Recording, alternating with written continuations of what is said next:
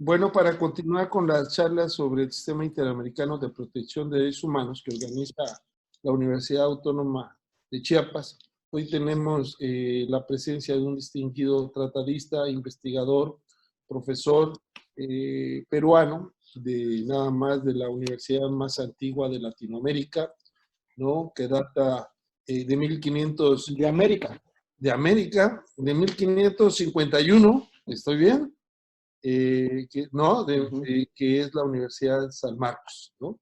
Entonces queremos agradecerle mucho esta oportunidad de poder charlar con él. Él es experto en materia de derecho familiar, es un investigador muy destacado y no solamente a nivel nacional, sino a nivel internacional y participa en muchas agrupaciones de investigadores y de profesores, es aparte escritor, lo podemos ver en Google Académico, ahí pueden encontrar sus trabajos que ha desempeñado y información actual sobre el derecho, sobre el estudio del derecho. Doctor Manuel Bermúdez Tapia, bienvenido, muchas gracias por estar con nosotros. Muchísimas gracias, en primer lugar. Tomando el tema del sistema interamericano de derechos humanos, uno de los estados parte que más ha sido condenado por la Corte Interamericana de Derechos Humanos es el estado de Perú, o el país, o la nación. ¿Cuál podríamos decir que es el impacto más importante que ha tenido el sistema interamericano a través de la Corte en Perú? Por favor, doctor. Muchísimas gracias en primer lugar por la invitación. Gracias a ti, querido amigo Alfonso Martínez Lascano. Gracias a la Universidad Nacional Autónoma de Chiapas. Gracias a México en particular. Nos conocemos ya buen tiempo, hemos trabajado muchos textos, publicaciones, conferencias juntos. Hay una no solo bonita amistad, sino hay una fructífera actividad conjunta. Y eso nos ha permitido mucho conocer un poco, para mí, la realidad mexicana, para ti, la realidad peruana. Prueba de ello es que, por ejemplo, cuando estuviste en el Perú, en el Tribunal Constitucional, observaste un elemento que te llamó mucho la atención, que era justamente una resolución de la Corte Interamericana de Derechos Humanos contra el Estado peruano a favor del TC. Entonces, ya de por sí, eso nos permite detallar y comenzar una exposición sobre la importancia. Y lamentablemente, el contexto de la respuesta es muy amplio. Y permítanme, de alguna manera, hacerla muy resumida, pero implica siempre responder a una génesis del problema. Lamentablemente los abogados, y con mayor razón los jueces, siempre nos hemos limitado a un contexto del análisis del problema cuando se analiza un contexto legal, un contexto doctrinario y eventualmente un elemento casuístico. Y por lo tanto, siempre el alcance va a ser sumamente reducido, porque se ha creído desde términos históricos, casi 25 siglos, que una sentencia soluciona un problema. En realidad, soluciona el conflicto en términos legales, en términos jurídicos, pero no necesariamente lo soluciona. Hay muchísimas referencias que nos permiten detallar. Un ejemplo clarísimo es el caso, por ejemplo, Hellman contra Uruguay, que creo que ayer lo estaban explicando. Otro ejemplo clarísimo en el nivel de Corte Interamericana es el caso Fornerón e hija contra Argentina. Otro caso muy representativo es el caso Muelle Flores contra Perú. Y así comenzamos a observar que cada uno de los países en América Latina, porque parece que la Corte Interamericana no es interamericana, es latina, tiene muchas situaciones en las cuales el fondo de la controversia no es atendido, pero sí la formalidad. Y esto nos permite decir, ¿cómo es en el Perú? Es igual. Literalmente es igual. ¿Y por qué es así? Porque formamos parte de un sistema jurídico que de alguna manera ha enfatizado muchísimo la controversia desde un punto de vista legal, pero sin tomar mucho en cuenta el contexto humano. Y a pesar de que ha querido flexibilizarlo para humanizarlo, véase, por ejemplo, la aplicabilidad de algunos principios: debido proceso, tutela judicial efectiva, eventualmente plazo razonable, doble instancia, presunción de inocencia. elementos que son cuestionados en la práctica y en el ámbito formal en los expedientes, en los poderes judiciales, en los tribunales constitucionales, en los órganos constitucionales, eventualmente a nivel de qué cosa, de relaciones internacionales de los países, genera un panorama muy duro. Y por eso es que ese contexto, que prácticamente es aplicable a todos los países latinoamericanos, debe evaluarse en un contexto peruano. ¿Cómo así? Cuando nosotros comenzamos a analizar la realidad peruana, solemos ubicarnos en diferentes parámetros absolutamente limitados. ¿Cuáles parámetros limitados? Gobiernos, en primer lugar. Segundo, administración pública, que son diferentes a los gobiernos. Y tres, el contexto de las violaciones y en particular para la identificación de víctimas. Pero omitimos algunos otros factores, como por ejemplo, el plazo en la evaluación de todo este conflicto, desde la etapa de la violación del derecho, ¿correcto?, hasta la etapa prácticamente, ¿qué cosa?, de la decisión de la Corte Interamericana de Derechos Humanos, que no implica necesariamente, ¿qué cosa?, una ejecución de la sentencia en términos tal cual fueron detallados, porque esto implica mucho más, ¿correcto?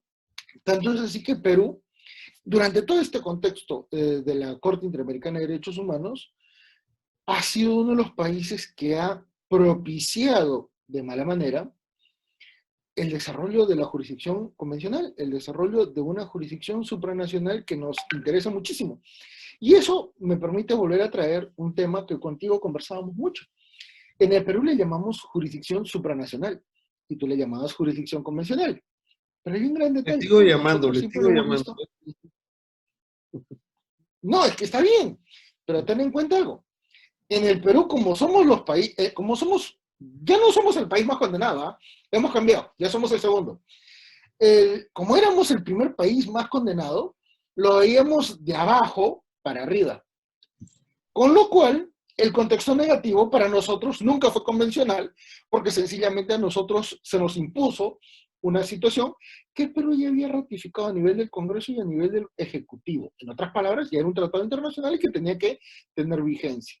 Por lo tanto, como era una imposición aceptada y validada por nosotros mismos, y ojo, sin necesidad de cuestionar su validez, porque esto es absolutamente necesario, lo veíamos de una manera distinta. Por lo tanto, es derecho supranacional, ¿correcto?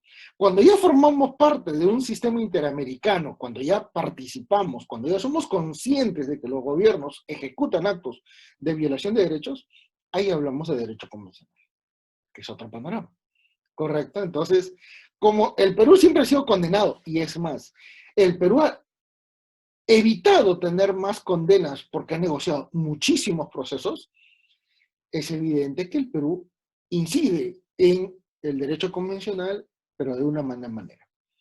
Mala manera porque acredita que en el Perú se han violado muchísimos derechos, y esto no es gracioso. ¿Por qué? Porque se involucra la evaluación de muchísimos elementos, que no solamente van desde el punto de vista penal. Hay países que solamente tienen procesos en el ámbito penal. ¿Por qué? Porque se han violado derechos desde un procedimiento, desde una investigación, desde una captura, desde una sentencia, hasta inclusive el asesinato en el ámbito procesal penal. No, en el Perú lo hemos sobrepasado las referencias que podríamos aplicar al Perú. Somos el primer país que comenzó a evaluar, ¿qué cosa? Los derechos económicos, sociales y culturales. Caso 5 pensionistas contra Perú. Y lo complicado del caso es que ni siquiera fue la evaluación de derechos de trabajadores comunes y corrientes, como nosotros, como eventualmente una persona con mucho nivel de pobreza de repente, que necesitaba un trabajo para poder sobrevivir. No, se analizó un contexto patrimonial sumamente elevado, que había sido restringido, que era una vulneración de derechos, pero que igualmente provocó la evaluación de un contexto de la Corte Interamericana de Derechos Humanos sobre la Convención que no había sido tratado hasta ese momento. El primer caso que evalúa los derechos económicos, sociales y culturales fue principalmente para garantizar la calidad de vida de la persona afectada y no para garantizar su derecho a sobrevivencia, un elemento muy referencial. Pero también hemos analizado otros contextos, por ejemplo, los casos a nivel de violación de derechos en el ámbito de género y de la identidad de género. La mejor referencia es que en noviembre del año pasado, el caso Azul contra Perú lo representa.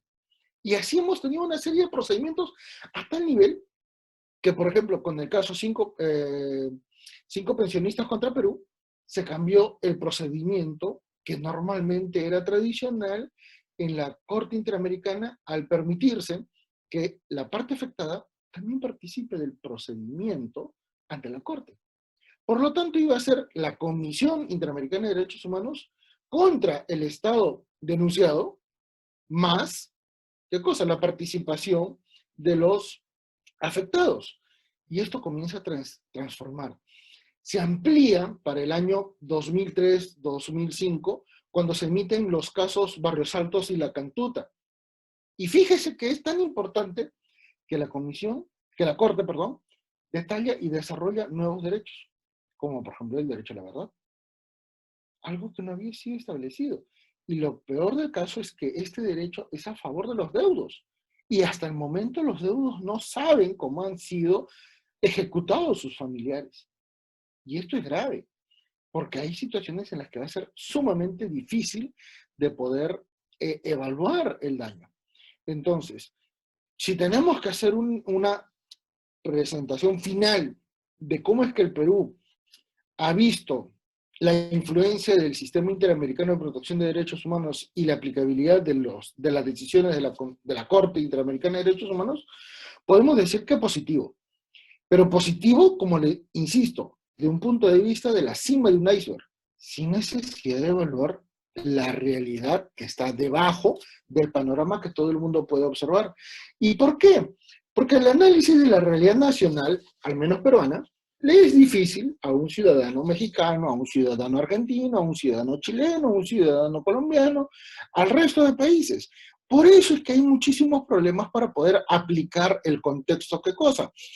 De la discrecionalidad en la aplicabilidad de una sentencia en los diferentes países. Es más, la Corte Interamericana de Derechos Humanos ha ido mutando esta percepción en la medida en lo que ha ido desarrollando sus propias decisiones. Porque no todos los países tienen el mismo panorama ni tienen tampoco la misma realidad económica, social, cultural inclusive.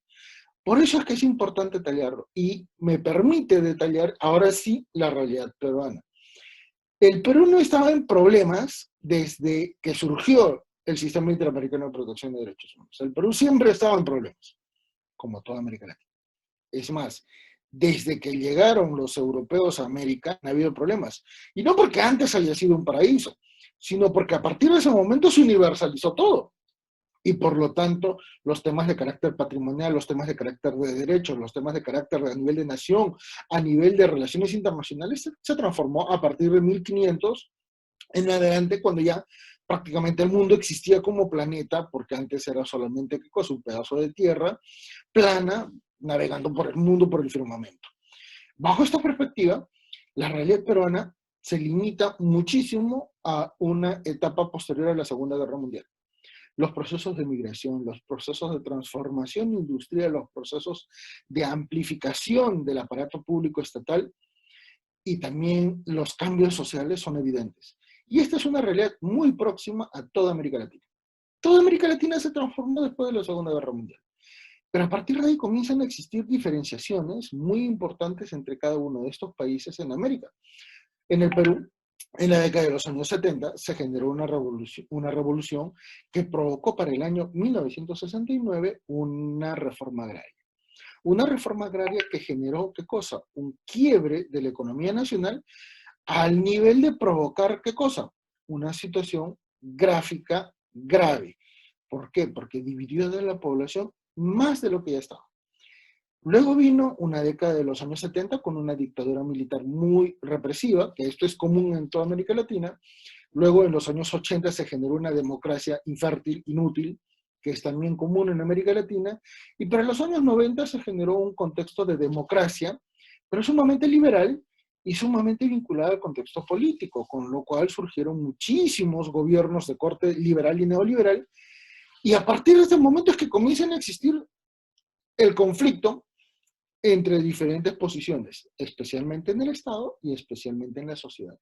Y como ambos elementos son complementarios, Evidentemente cada uno defendía sus propios intereses y ahí es donde se comenzaron a generar la mayoría de los casos que llegaron a la Corte Interamericana de Derechos Humanos que provocaron que el Perú sea sentenciado, condenado.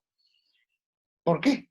Porque llegó al gobierno Alberto Fujimori y era un presidente que no tenía legitimidad social porque había sido elegido por muy poca gente y gobernó el país en función a un golpe de Estado. Y como estábamos en el Perú en una crisis, no provocada por él, sino provocada por los anteriores gobiernos, que eran corruptos y además ineficientes, se generó un problema muy importante, el análisis del terrorismo y el análisis de una crisis social muy grave. Es más, el Perú tuvo una crisis económica mucho más fuerte y grave que la que ahorita sufre Venezuela. Con eso ya se dice todo.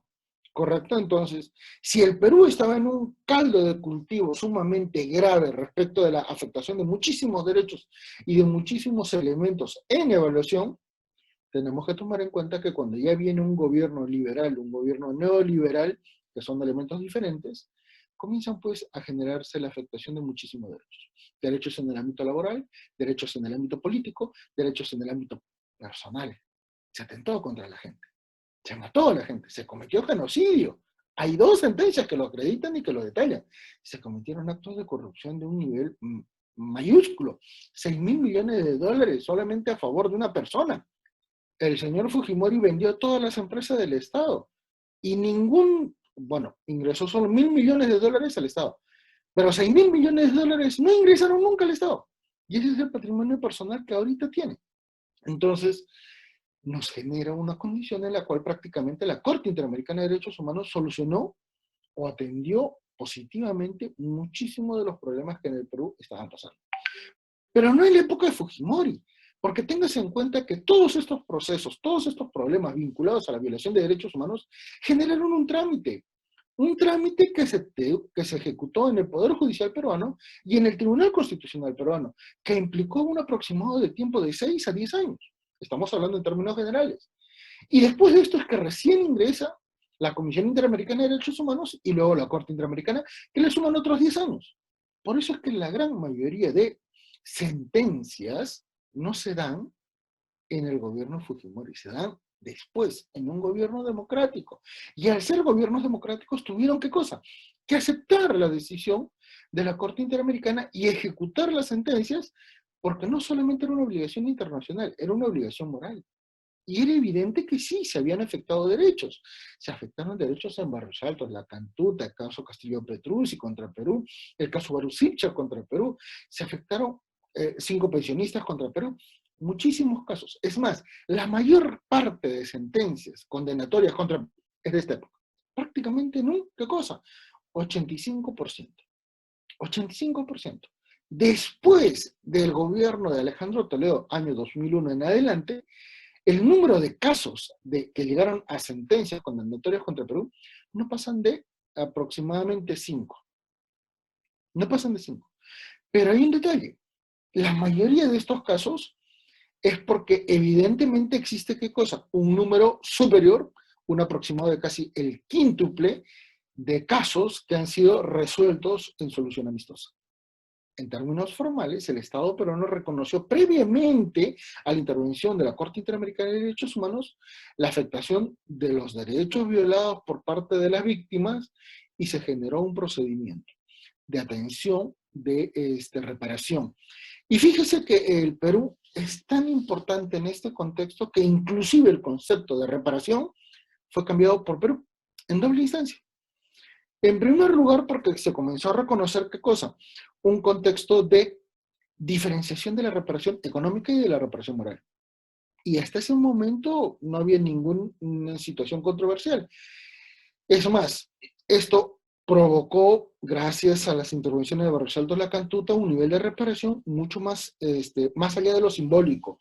¿Cuál? Ejecutar procedimientos para poder demostrarle a la familia de los deudos que evidentemente se necesitaba hacer algo para poder atender la necesidad de conocer cómo es que se generó estos delitos. Y en una segunda etapa, cuando se amplió esta doble percepción de la reparación económica y la reparación moral, porque ya se evitó el tema simbólico y se comenzó a exigir por parte de la Corte Interamericana de Derechos Humanos un acto mucho más público, un acto mucho más de reparación. La mejor referencia que nosotros podemos tener en este contexto está en la imposición que, por ejemplo, nos hizo la Corte Interamericana de Derechos Humanos para modificar, para reestructurar un monumento en el Perú, para incluir en este monumento, que era ofrenda para los militares y policías que habían sido abatidos por el terrorismo, para que se modifique la estructura de este monumento para incluir a todos los terroristas victimados por el Estado. Ojo, no estoy hablando de víctimas inocentes, que por lo general siempre hay en una situación de conflicto. Véase los casos de Guatemala, véase los casos de Colombia. Estamos hablando de que estas personas sí eran terroristas, sí tenían vinculación con elementos de Sendero Luminoso y de Tupac Amaru, y sin embargo, al ser afectados por el Estado peruano, por una acción militar, por una acción de enfrentamiento contra delitos considerados graves, se les tuvo que poner en la misma condición que aquellos militares y aquellos policías que habían luchado contra ellos. Y esto provocó una situación muy sensible en el Perú, porque ¿cómo era posible de que el Perú llegue a tener un nivel de equivalencias a nivel de tratamiento simbólico y de atención y de perdón a militares, a policías asesinados por terroristas, junto con los terroristas que los victimaron? Entonces, esto provocó una controversia muy importante, muy significativa, pero que no deja de lado un elemento. Esto es solo una parte. Para el resto de derechos que no involucran una condición penal, atentados contra la vida, eventualmente genocidio, estas intervenciones de la Corte Interamericana ayudaron muchísimo a entender y comprender, primero, la progresividad de los derechos humanos, la interconexión que existen entre cada uno de estos derechos y también la necesidad de evitar una afectación de los mismos porque son inalienables. Por lo tanto, surge una premisa. ¿Cómo es posible entonces que a partir del año 2000 la Corte recién haya tenido una incidencia en el Perú? ¿Y qué pasó antes? Bueno, pues, como todos los países latinoamericanos, nos hemos ido adaptando. Nos hemos ido adaptando. Téngase en cuenta que para este contexto, la evaluación de derechos fundamentales es importante de evaluar. ¿Por qué? Porque los derechos fundamentales en términos teóricos recién surgen en 1978. Cuando Gregorio Pérez Barba fundamenta, ¿qué cosa? Una realidad política, jurídica totalmente diferente a lo que existía en el mundo. Y véase porque la realidad española es sumamente clara en esto. La realidad española pasaba de una transición, igual que el Perú, de una transición del gobierno de Franco sumamente dictatorial y sumamente perverso en el ámbito de la atención de derechos, con un sistema republicano que luego se transformó en un sistema monárquico.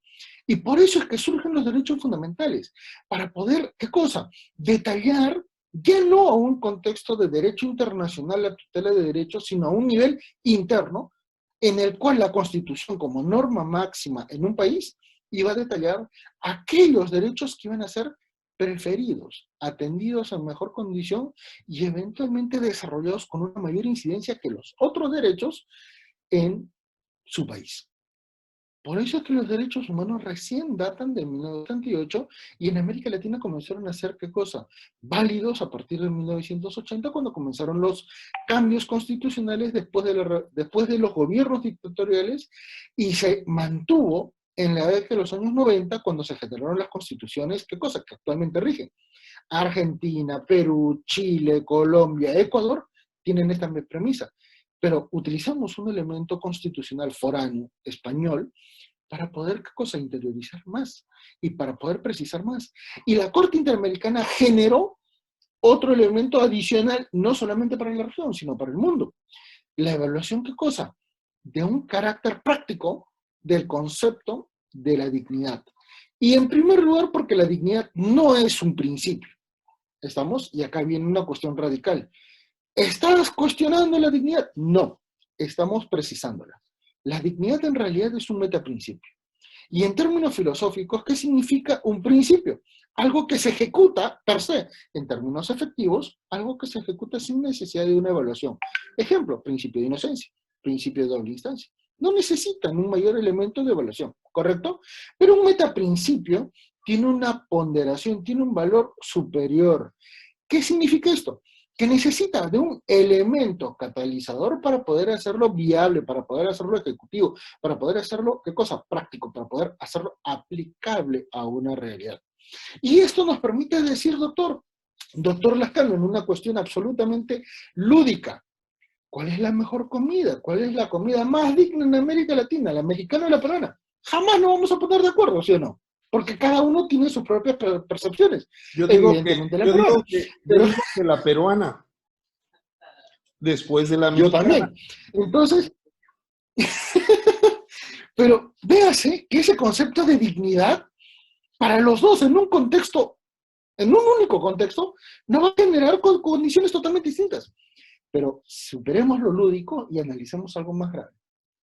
Para usted y para mí, la percepción de una remuneración respecto a su dignidad y respecto a su accesibilidad también van a ser distintos. ¿Correcto? Los dos podemos estar de acuerdo en que este es un derecho natural, que este es un derecho humano, que este es un derecho fundamental, pero que eventualmente la cuantificación va a ser distinta. ¿Estamos? ¿Y por qué? Tenemos percepciones distintas porque tenemos ámbitos laborales que eventualmente son muy parecidos, pero también tienen sus propias aristas de diferenciación y nunca vamos a ponernos de acuerdo. Podemos tener el mismo concepto. Me lleva a esto, ayer escuchaba al ministro de la Corte mexicana que analizaban el caso de la libertad de expresión y entonces había un proyecto de sentencia donde se establecía que el ejercicio de la libertad de expresión debería basarse en el uso correcto del lenguaje. Entonces el ministro decía, ¿quién va a determinar cuál es el uso correcto del lenguaje? ¿No? Ese elemento, así es, ese elemento fue desarrollado justamente por la casuística peruana. Y no lo desarrollamos los peruanos, lo desarrolla la Corte Interamericana de Derechos Humanos en varias etapas. Y permítanme decirles, surge una diferenciación después de derecho natural, después de derecho humano, después de derecho fundamental, que se llama derechos personalísimos. No derechos personalísimos vinculados al ámbito civil, que hablan, por ejemplo, del nombre, que hablan de la identidad, que hablan del domicilio. No, estamos hablando de una cuestión absolutamente constitucional y específicamente convencional. ¿Por qué? Porque estos derechos personalísimos ejecutan, evalúan el metaprincipio de dignidad. Y no solamente lo evalúan, lo llegan a catalizar y lo llegan a hacer ejecutivo. Y voy a mencionarle los cuatro elementos a nivel de jurisprudencia que permiten fundamentar esta posición, ¿correcto? Que proviene, como manifesté, desde una posición absolutamente peruana, porque hemos sido los que hemos sido condenados, ¿correcto? Primer caso, nadie puede ser, ¿qué cosa? Nadie puede ser procesado para que se le retire el nombre. No estamos hablando de identidad, ¿eh? Estamos hablando del nombre. Sentencia de la Corte Interamericana de Derechos Humanos, caso Baruch Sipcher. ¿Qué pasó? Un ciudadano israelí llega al Perú, accede a la nacionalidad peruana, hace su trámite absolutamente normal, formal, cumple con todos los requisitos y decide hacer empresa en el Perú. Y una empresa sumamente exitosa. Y es aliado político de Fujimori, tiene una cadena de televisión muy importante, y cuando ya Fujimori comienza a ejecutar actos contrarios a los intereses nacionales, este señor, desde su canal de televisión, se opone al gobierno. Y Fujimori, en una estrategia sumamente planificada por Montesinos, la verdad es que no se sabe quién gobierna, Montesinos o Fujimori, esa es la sinceridad. Pero bajo esta percepción, Baruch Sipcher es evaluado en el trámite administrativo y se concluye que él no cumplió los requisitos que exigía la ley peruana en esa época para tener la nacionalidad peruana. Por lo tanto, le retiraron nombre y el señor se convirtió en una apátrida. Demandó al Estado peruano y evidentemente ganó. Entonces, segundo caso, también Baruch Sipcher contra Perú. Al retirarle el nombre, le retiraron la condición de ciudadano peruano y por lo tanto lo hicieron más apátrida aún. Por eso es que los derechos personalísimos se desarrollan en función, ¿qué cosa? La implementación, a la aplicabilidad, al desarrollo del concepto de la dignidad. Y ya vamos mencionando dos, nombre y nacionalidad. El tercero, a la libertad de pensamiento. ¿Por qué? Porque en el caso Castillo Petrucci contra Perú, Castillo Petrucci era un ciudadano chileno que fue condenado por traición a la patria en el Perú, y esto es sumamente gracioso, porque Castillo Petrucci, siendo chileno, él decía, ¿por qué me van a juzgar por traición a la patria si yo soy chileno? Me están juzgando por una condición de libre pensamiento que ni siquiera la he emitido. Y ahí se desarrolló que la libertad de pensamiento es totalmente diferente a la libertad de expresión, ¿correcto? Y esto está vinculado con el concepto de dignidad. Y el último de ellos, también con Castillo Petrucci, porque a él, en pleno proceso peruano, proceso penal peruano, se le torturó para poder sacarle información. Al confesar, evidentemente se declaró culpable y esto fue condenado, ¿correcto? Y eso significó el cuarto elemento que nosotros detallamos. ¿Cuál? El que no puede ser, ¿qué cosa? No puede aplicarse tortura. Por lo tanto, la dignidad, que es un concepto etéreo, que es un concepto sumamente amplio y que puede aplicarse a muchísimas cosas, se vincula con ¿qué cosa? 4 elementos jurisprudenciales de la Corte Interamericana de Derechos Humanos que analizan, que desarrollan los derechos personalísimos. Nombre, nacionalidad, no tortura y ¿qué cosa? Libertad de pensamiento. Esto es aplicable desde una perspectiva peruana. Es un elemento totalmente casuístico peruano, que se complementa con otros procesos más. Tanto es así que tenemos procesos en el ámbito ambiental, que tenemos procesos en el ámbito de los derechos económicos, sociales y culturales, que tenemos inclusive procesos vinculados al ámbito de la participación política. Entonces, el Perú, durante la década de los años 90, pero a consecuencia de la crisis de los años 80, y finalmente cuando ya el contexto de gobernabilidad era sumamente complicado para partir de los años 2000, generó muchísimos casos que llegaron a un nivel de justicia supranacional. Esta es la referencia, esta es la incidencia que normalmente no se llega a saber, porque se cree que solamente una sentencia, perdón, una condena de la Corte Interamericana de Derechos Humanos, solamente es una instancia internacional y que eventualmente no hay más.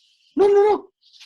Si uno analiza cada uno de estas decisiones y comienza a evaluar la fecha de la violación del derecho, estamos hablando de un promedio superior a los 15 años.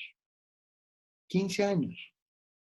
Y nos permite decir, ¿y para qué demonios sirve el derecho convencional? Si al final, después de 15 años, ya ni siquiera hay personas. ¿Mm? Y vamos a mencionar algunos ejemplos muy... ¿Sí? Podríamos decir, si estás de acuerdo, que realmente el derecho convencional viene quizás a tener un efecto poscaso, ¿no? Porque de una u otra manera ya empieza a cuestionar determinadas prácticas sociales y justifica en un fallo la exigencia de un cambio a estas condiciones. Entonces podríamos decir que tiene un efecto más allá de interpartes, que como bien lo dices, el plazo razonable, el mismo sistema interamericano de derechos humanos lo viola, ¿no? Por el sistema tan tortuoso, tan largo, ¿no? Pero sí, los efectos de una sentencia puede hacer, al menos, por ejemplo, en el caso mexicano, hasta reformas a la Constitución y conceptos nuevos que se van incorporando y con ello nuevos parámetros de protección. Entonces, sí estoy de acuerdo contigo que realmente lo que se pretende, podríamos decir, si también estás de acuerdo, es que se cambien a nivel interno la forma de operar de los operadores jurídicos. Eso sería lo más interesante. Sí, pero voy a dar algunos ejemplos que van a graficar lo grave de lo que hablamos, ¿correcto? Miren, caso Hellman. Todo el mundo ha hablado de la identidad, todo el mundo ha hablado de los contextos de usurpación de nombres, todo el mundo ha hablado de la cuestión de secuestro de niños, del problema político. Pero yo me pregunto algo, varias preguntas. La primera de ellas, la nieta Hellman ha tenido que ver que pasen casi 40 años para descubrir que no era hija de su familia y que era nieta de una demandante que quería tener un contacto con ella. 2. La nieta Hellman rechazó a su abuela biológica. 3. Argentina, Uruguay, no hicieron nada. ¿Qué significa? Que la nieta ya estaba en conocimiento de todo un problema judicial casi 20 años. La mitad de su vida. La mitad de su vida. Y la pobre persona estaba totalmente afectada, sin la necesidad de hablar de la abuela, que ya de por sí tenía un drama total. Su hijo había sido asesinado, su familia, y no sabía dónde estaba la nieta.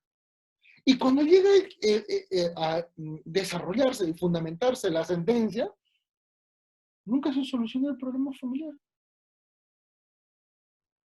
Y ahí nos damos cuenta que al final el derecho convencional sirve, como tú dices, ex post, pero sigue siendo formal. No sigue siendo, no es social. No hay un contexto humano, ¿correcto? Porque estos casos son muy complicados. Por eso es que normalmente yo desarrollo más el tema familiar, porque la susceptibilidad y el contexto y el alcance es totalmente distinto. En el ámbito comercial no hay problema. Es más, partes contrarias en un nivel absoluto, si es cuestión económica, llegan a transar. Y hasta llegan a ser aliadas, porque existe comunión de intereses. En el ámbito civil, igual. En el ámbito laboral, igual. Se afectó un derecho laboral, se compensa. Las dos partes están satisfechas, pero en lo familiar no. Y miren, otro caso, Atala Rifo versus Chile. Cuando se emite la decisión de la Corte Interamericana, las hijas de la señora Atala ya eran mayores. ¿Para qué querían entonces una sentencia en la Corte Interamericana de Derechos Humanos si ya las hijas, al ser mayores, podían tener un contacto con la madre y ya no había parentalidad? Porque ya es una cuestión entre adultos. No era necesario. Pero, ¿por qué se siguió? Porque evidentemente la señora Atala, siendo jueza, necesitaba proyectar, ¿qué cosa? Una defensa de una cuestión ya de identidad de género. Porque una persona lesbiana, una persona gay, una persona homosexual, una persona transexual, no tiene una limitación de sus derechos respecto a la familia. O sea, es totalmente distinto. En el caso Fornerón, se emitió la sentencia y fíjese el alcance de la sentencia. Ordenó a que los jueces argentinos lean y estudien el control de convencionalidad y los tratados internacionales. En términos formales, los llamó ignorantes. Y eso es grave. Y claro, para el orgullo argentino, esto es gravísimo. Hasta ahorita no lo cumple. Es más, el señor Fornerón no tiene contacto con su hija.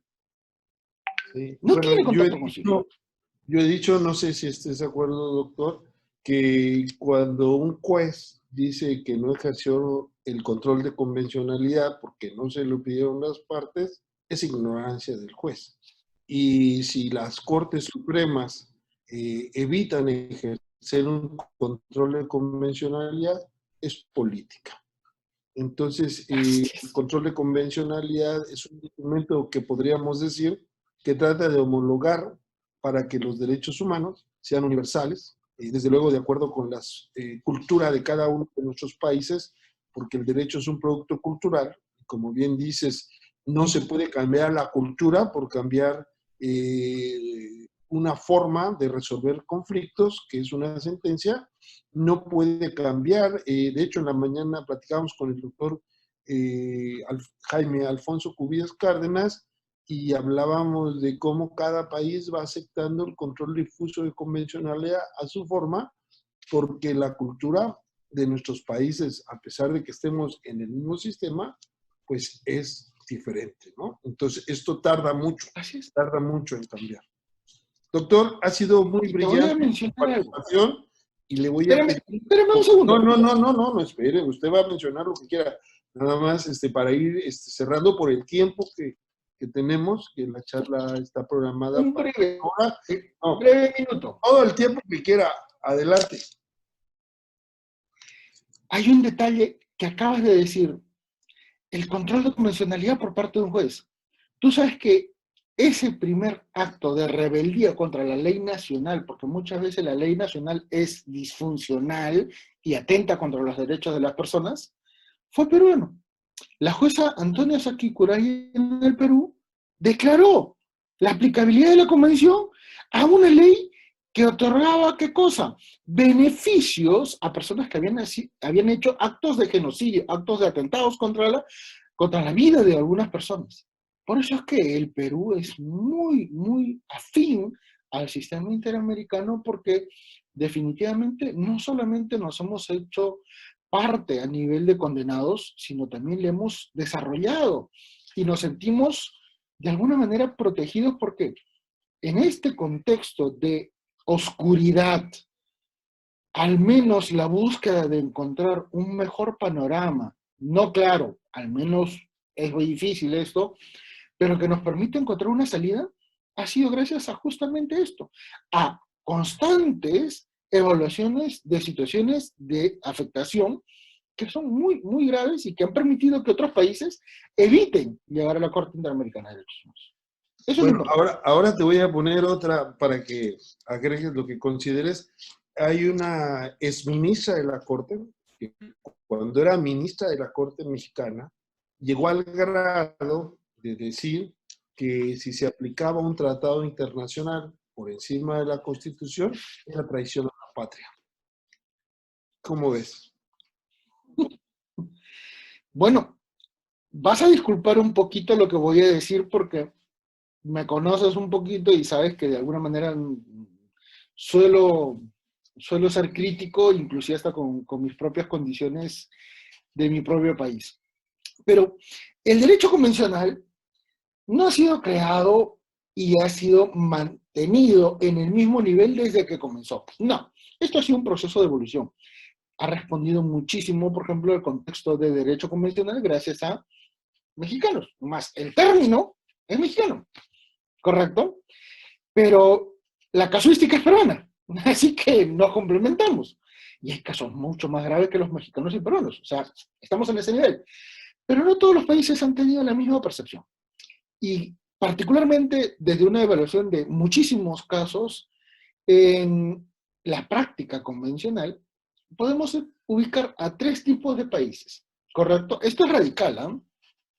Vamos a mencionar a países entusiastas, que ni bien sale una condena de la Corte Interamericana de Derechos Humanos o una decisión, y automáticamente al día siguiente ya están citándola. Costa Rica es un ejemplo. Y claro, Costa Rica tiene pues a la Corte al costado y a los órganos judiciales al otro lado, y por lo tanto al día siguiente pues lo utilizan, lo emplean y lo citan. O sea, es un nivel de entusiasmo muy grande, porque de alguna manera para Costa Rica fluye un espíritu democrático de poder, ¿qué cosa? Extender y aplicar lo decidido a nivel supranacional en un órgano nacional, más aún cuando en su propio país es que se firmó la convención. ¿Correcto? El segundo país entusiasta en la región ha sido Perú. ¿Y por qué? Porque como todos los casos han sido sentenciados después del 2001, el Perú tenía que diferenciarse de la época de Fujimori. Por eso es que fuimos muy entusiastas. Esa es la verdad. Se tenía que decir, ya superamos la dictadura, ya superamos los problemas, ejecutemos, y no hay ningún inconveniente. ¿Estamos? Porque hay muchos otros más casos que no han sido condenados, porque hubo negociación. Ejemplo, voy a mencionar un caso que felizmente no fue condena, pero lamentablemente debió ser condena. ¿Por qué? Hubo un caso que se llamó 52 magistrados contra Perú. Y los 52 magistrados de Perú, cuando hubo el golpe de Estado de Fujimori, fueron defenestrados de su cargo de jueces. Cuando llegaron al Sistema Interamericano de Protección de Derechos Humanos, la Comisión Interamericana dijo, es cierto, la Constitución del 93 les afectó sus derechos. El derecho laboral no puede ser limitado ni condicionado por cuestiones políticas. Y en tercer lugar, no puede evaluarse un derecho laboral cada 7 años, porque eso es absolutamente, ¿qué cosa? Disfuncional respecto a la progresividad de derechos humanos. Los derechos laborales deberían ser permanentes, no estacionales, ¿correcto? Más aún cuando estas personas que eventualmente sean evaluadas y no logran pasar dicho proceso de evaluación, tampoco pueden regresar a la carrera judicial. Por lo tanto, si en el ámbito penal existe un mecanismo que se llama rehabilitación y reinserción social, ¿cómo es que en el ámbito administrativo se ejerce una punición mucho más grave? Muy bien, Un mes antes de que la Corte decida, el Perú negoció con los 52 magistrados. Los 52 magistrados recibieron un aproximado de muchísimo dinero. En esa época estamos hablando de casi $300,000, ¿ya?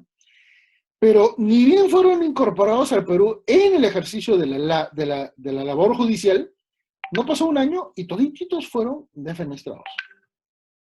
¿Saben por qué fue la razón? Porque justamente fueron juzgados administrativamente por una cuestión administrativa, su capacidad para ejercer la labor. Y como no tenían especialización, cursos, estudios, o eventualmente eran eficientes en su trabajo, fueron defenestrados. Al final, ganaron plata, pero perdieron una posibilidad de transformar la Constitución peruana. Un nivel de asesoría muy torpe, que nos permite decir que muchas veces la asesoría legal en términos constitucionales no siempre es eficiente. Segundo tipo de países. El segundo tipo. Estamos los países, sí, el primero es entusiastas. Sí. El segundo de ellos son los países que acatan. La gran mayoría. Se podrán quejar, podrán oponerse, podrán hacer discurso político, pero bueno, lo siguen. ¿Correcto? Está la gran mayoría. Pero hay dos países, que es el tercer rubro, que son contrarios al sistema convencional. México y Argentina. Es más, en el caso Corralito contra Argentina, Argentina no quiso cumplir la decisión de la Corte Interamericana. Es más, hace 3 años hubo un caso muy importante que se me acaba de ir el nombre en Argentina, en donde los jueces no quisieron aplicar la decisión de la Corte y utilizaron una estrategia procesal y procedimental interna para poder, ¿qué cosa? Cumplir la decisión. Pero siempre salvaguardando la integridad, porque ellos representaban a la nación y evidentemente una intromisión de la Corte Interamericana significaba atentar contra la soberanía de Argentina. Entonces, Argentina y México siempre han tenido una posición un poco contraria al derecho convencional, especialmente por el contexto de soberanía. Pero hay un punto que eventualmente desnaturaliza esta posición. ¿Cuál? Tanto México como Argentina, para poder adscribirse al sistema interamericano de derechos humanos, emplearon sus elementos políticos para poder validarlo. Esto es, una aprobación del Congreso y un acto del Ejecutivo para poder incorporarse al sistema interamericano. Por lo tanto, decir que ha habido una afectación a la soberanía es como decir que 1 más 1 es 3. Y ahí está el error. Sí, exactamente. De hecho, vamos a tener al doctor Patricio Marianello, que nos va a comentar este caso Fuentevilla, sobre que la Corte Argentina habla de una situación de la cosa juzgada, ¿no? Si la Corte ya lo juzgó... Ese es el caso que le mencionaba. Sí, ya no lo puede modificar. Lo que es un absurdo porque, pues, es en este caso, formalmente, todo aquel caso, aún violando el debido proceso o los derechos humanos, que alcanzara la sentencia en los estados parte, pues ya no podría ser revisado. Y lo que revisa la Corte es que se haya cumplido con las normas del debido proceso establecidos en la Convención, en el artículo 8 de las garantías judiciales. Bueno, doctor, ha sido realmente muy bueno. Discúlpame que te esté interrumpiendo de repente, pero lo que pasa es que ya cuando voy a cerrar, tocas otro tema y se vuelve más interesante y agradezco de veras, y como los que nos van a escuchar y ver, se han dado cuenta de la capacidad y la calidad de la información que nos has brindado. Yo de veras quiero agradecerte infinitamente porque pues cada vez que platicamos me sorprende más tu capacidad, tu conocimiento, y eso es algo que hay que reconocer, la dedicación, la investigación y el amor a la academia. ¿Cómo podríamos concluir, mi querido doctor Manuel Bermúdez Tapia, esta rica reunión? Primero, para agradecerte. En segundo lugar, para manifestar que no solo somos amigos, sino somos compañeros de muchas batallas en estos contextos. Tanto es así que, por ejemplo, en Valencia comenzamos a cuestionar muchísimo sobre los elementos en la que los europeos decían que conocían más que nosotros y en realidad pues nosotros sabíamos un poquito más. Y era porque participamos en los casos en donde se violan los derechos, pues. ¿sí? Ellos lo tenían mucho más formal, pero nosotros lo vivimos, lo Y desarrollamos. Y es por un eso, acto de rebeldía, es un acto de rebeldía porque no debemos de ser consumidores ideológicos de los europeos. De hecho, la sí, Corte Interamericana en materia de reparación integral es superior al Tribunal Europeo. Eso no quiere decir que sea una competencia, sino que no podemos estar limitando el conocimiento a las ideas que se generen. Son muy buenas, hay sí, que conocerlas, hay que debatirlas, pero no como dogmas, no como si fueran realmente algo. Y eso que recuerdas en la Universidad de Valencia, España, sí, lo sí. recuerdo muy bien. Y quiero decir España, porque cuando yo iba a viajar, entré y puse Valencia, México-Valencia, y resulta que el tiquete era muy barato. Pero resulta que lo que estaba haciendo era ver el Valencia, Venezuela. Era el destino, porque en Venezuela también hay Valencia, ¿verdad? Ahí, sí. Pero nos tocó estar en No, España. y esto me permite decir, mira, si me permites, tú conoces esto, pero mucha gente no. Pero Perú ha incidido muchísimo en el ámbito del derecho convencional. Y el caso Fornerón e hija contra Argentina, 6 años antes de ese caso, el Perú emitió una sentencia en el Tribunal Constitucional que se llamó caso Reinaldo Scholz. Y ahí se desarrolló la variación del concepto de tutela de la familia por defensa del vínculo familiar. Porque los tipos familiares ya cambiaron, ya mutaron, ya son otros. Y se generó una nueva perspectiva y particularmente desde el año 2004, soy quien enfatiza la necesidad de una reforma en el derecho de familia generando varias condiciones teóricas al respecto. La constitucionalización del derecho de familia, el derecho procesal de familia, el derecho probatorio en el ámbito de derecho de familia, la evaluación constitucional de derechos en el ámbito familiar. Y esto permite decir, Europa es muy rica, muy importante, tiene muchísimos elementos teóricos, pero América también tiene lo suyo. Claro, Y si vamos y a aquí ir también debate, me vuelves a provocar la idea porque, por ejemplo, ya que estamos hablando de la familia, cuando los alumnos y nosotros mismos decimos desde el punto de vista dogmático, conceptual, es que no puede haber una familia porque un matrimonio, porque el matrimonio es la unión de un solo hombre con una sola mujer. Bueno, ¿quién estableció ese concepto que sea inmutable? ¿Quién estableció esa idea, ese modelo que hoy la realidad no es homogénea? Y no podemos dejar por ello le voy a dar, protección a otro tipo de uniones, sí, podríamos decir, de lazos amorosos. Doctor, estamos cerrando. ese es, ese es un, sí, muchísimas gracias. Cierre usted con esa reflexión final, por favor. Quiero aprovechar su... La sociedad cambia, y al cambiar la sociedad, evidentemente todo cambia, porque todos estamos hablando de un contexto orgánico. El proceso de evolución del sistema jurídico es porque deviene de un sistema normativo y el sistema normativo deviene de un contexto previo al derecho constitucional, que además este derecho constitucional es hijo de teoría de Estado y es hijo del derecho internacional y es hijo del derecho de guerra.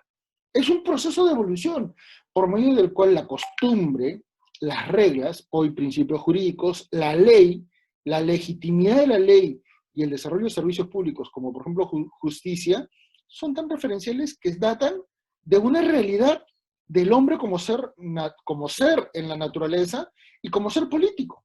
Y esto es importante detallar, y esto es lo que de alguna manera en el año 2018 se lo expuso en un libro, ¿de acuerdo?